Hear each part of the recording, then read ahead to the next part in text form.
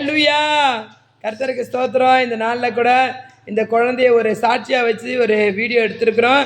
ஏன்னா இந்த குழந்தை அவங்க அம்மாவுடைய வயிற்றில் இருக்கும்போது ரொம்ப பிரச்சனை, ஹாஸ்பிட்டலில் ரொம்ப பிரச்சனையினால குழந்தை பிறக்க முடியாத சூழ்நிலை, தாய்க்கும் பிள்ளைக்கும் ஏதாவது ஒரு பிரச்சனை, உயிருக்கே சேதம் என்று சொல்லியிருந்தாங்க.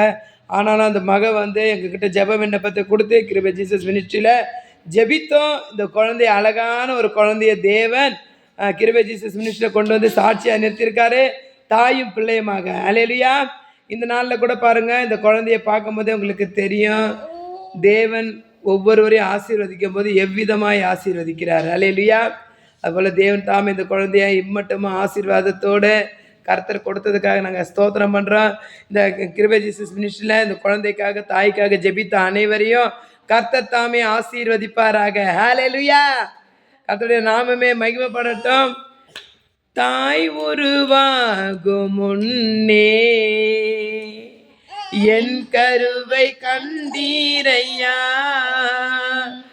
என் பெயர் உருவாகும் முன்னே பெயர் சொல்லி அழைத்தீரையா. நரம்புகள் உருவாகல, தசைகளும் உருவாகல, எலும்புகள் உருவாகல, தரிசனம் உருவானதே. தாய் கருவிலே தரிசனம் உருவானதே. எப்படிப்பா உமக்கு நன்றி சொல்லுவேன், சொல்ல வார்த்தையே இல்லை. நீங்க போதும், என் வாழ்க்கை முழுவதும் வேற ஆசையே இல்லை. எப்படிப்பா உமக்கு நன்றி சொல்லுவேன், சொல்ல வார்த்தையே இல்லை. நீங்க போதும், என் வாழ்க்கை முழுவதும் வேற ஆசையே இல்லை. இந்த குழந்தைய பார்க்கும்போது தாய் உருவாகிறதுக்கு முன்னே கர்த்தர் இந்த குழந்தைய பெயர் சொல்லி அழைச்சிருக்காரு.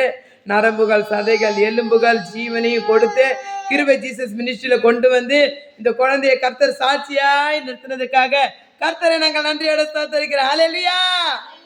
ஆமென்.